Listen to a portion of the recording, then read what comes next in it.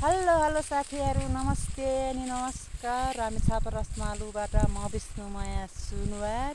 धेरै long time पछि चाहिँ म अर्ग्यानिक न्यू भिडियो लिएर चाहिँ उपस्थित भएको छु, किनकि म भिडियो बनाउन एकदम अल्छिनी भएको छु। मलाई जाँगर चलाउने औषधि के खानु पर्छ होला भिडियो बनाउनको लागि, त्यो पनि कमेन्ट बक्सतिर लेखिदिनु होला।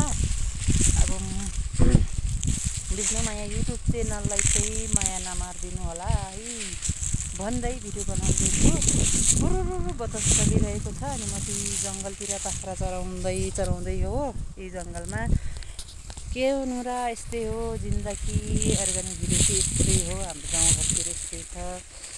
अनि फागुन चैतको दिन, चैत त लागेको छैन, फागुनको महिना आज 5 गते बुरुरु बतस चल्छ अनि क्यामेरामा पनि बुरुरु छ। त्यही हो गाउँघरको भिडियो। म चाहिँ धेरै लङ टाइम पछि भिडियो लिएर उपस्थित भएको छु। म भिडियो बनाउन चाहिँ एकदमसँगले अल्छी लागेको जस्तो भयो कि नभेटेको नि होला है। अनि भिडियो बनाउन फुर्सदै हुँदैन, एक्लो जीवन। अब के गर्नु, घाँस काट्दा हिँड्नु पनि, बाख्रा चराउनु हिँड्दा पनि बनाउँदा त हुन्थ्यो, किनकि मलाई आजभोलि अल्छी लाएर आएको छ भिडियो बनाउन। अनि भिडियो बनाउनको लागि, जाँगर चलाउनको लागि के खानुपर्छ होला त्यो पनि कमेन्ट बक्समा लेख्नु। अघि पनि भनिसकेको छु, अहिले पनि भन्दैछु है। आजको भिडियो के कस्तो हुन्छ। अनि अलिकति मोबाइल पनि बिग्रेको अवस्था भयो कि अलिक बोलेको पनि प्रष्ट सुनिँदैन, क्यार गरेको आवाज आउँछ। त्यही भएर मैले भिडियो बनाउन छोडेको है। अब नयाँ मोबाइल किन्नुलाई पैसा छैन, त्यही भएर चाहिँ पुरानो मोबाइलमा भिडियो बनाउनुलाई चाहिँ अलिकति आवाज चाहिँ भोइस चाहिँ कर्कर गर्छ क्या। अनि बिग्रेको क्यामेरा, यस्तै क्यामेरा होइन, नयाँ बिग्रियो। अनि त्यसै कारणले पनि नबनाएको हो।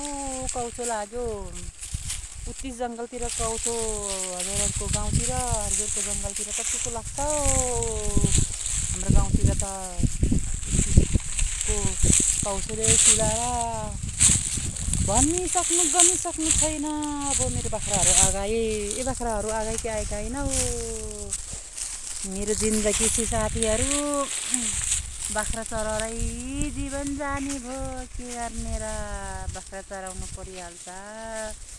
अब यो निधारमा पनि के गाँठो उम्रेको छ हो, बुढिरहेछ अनि यो हड्डी फुलेछ जस्तो छ।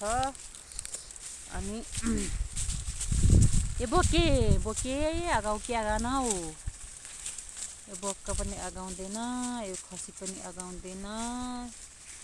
अनि यस्तै हो गाइसहरू, गाउँघरको भिडियो। आकाशमा पनि तुवालो लागेको जस्तो छ, पानी पर्दैन, एकदम सुक्खा छ, बतस लाग्छ।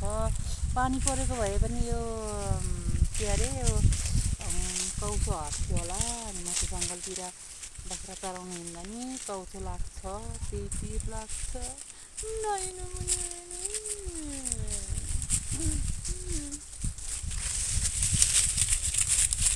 खोर अब हिँड्नुपर्छ है, जानुपर्छ है खोरमा। तिमीहरूलाई मात्रै चराएर हुँदैन, छिटो आगाऊ बाबु नानी हो, छिटो आगाऊ। क्यार्ने तिमीहरूलाई त्यही ऐसिलुको काँडा मात्रै मनपर्छ। यिनीहरूलाई कति ऐसिलुको काँडा मन पराएको होला नि भगवान्। यता हेर त बोक्कौ खसी, यता हेर। मेरो बाख्राहरूले के खालि ऐसिलुको काँडा मात्रै मन पराउँछन्। बिहान पनि काँडाले कोरी यता गाला सबै कोर्छ, यो हात सबै कोर्छ। अनि बाख्रा घाँस खालि ऐसिलु मात्रै खान्छन्, यिनीहरूले ऐसिलु मात्रै रोज्छन्। हुन पनि हाम्रो वन जङ्गलमा केही पनि छैन यो ऐसिलु भाइ। बाख्रा पाल्ने दर्शकहरू थुप्रो भए, घाँस पनि छैन जङ्गलतिर।